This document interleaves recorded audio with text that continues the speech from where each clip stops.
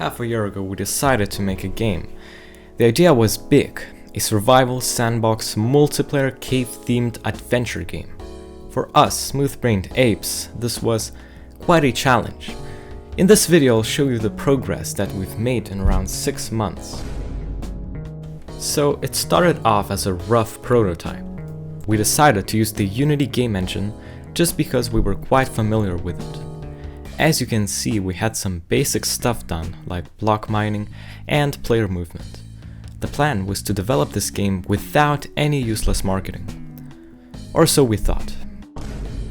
During the second month of development, we uploaded the first video documenting the game's progress.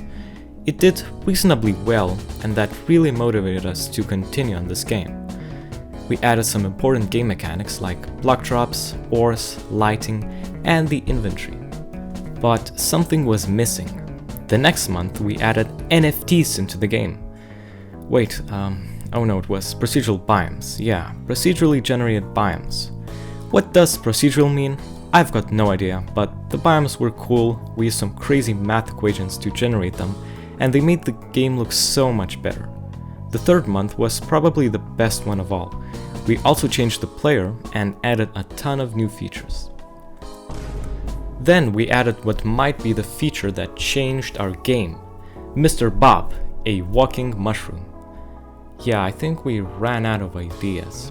Anyway, Mr. Bob is definitely the coolest thing in the game. He walks around, he can jump, and he's very cute. But his only purpose in life is to get slayed by the player. After that, we added an enemy that was a bit tougher, the Crystal Ghost. It flies around and shoots large projectiles which deal a lot of damage. That's cool and all, but it took like a week to program, and I had to Google a lot of things.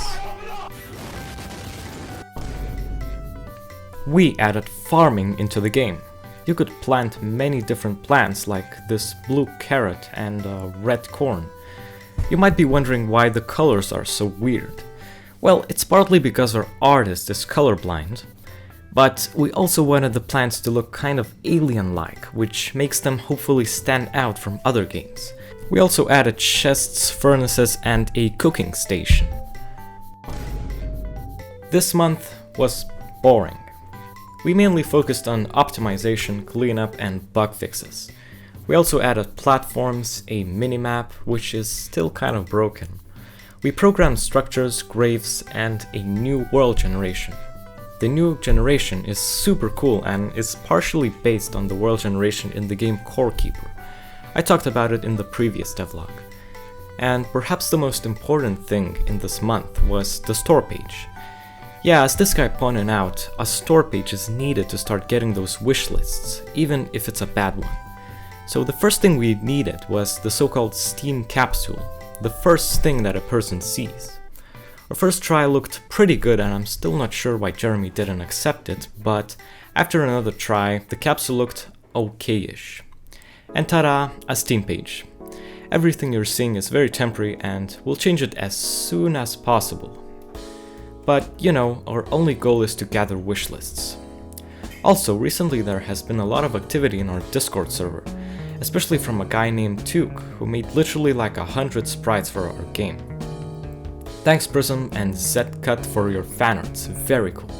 If you have any ideas or just want to hang out with us, join the Discord, link in the description.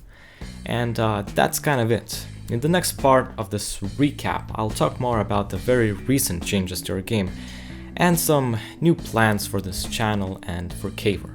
Don't forget to subscribe and see ya!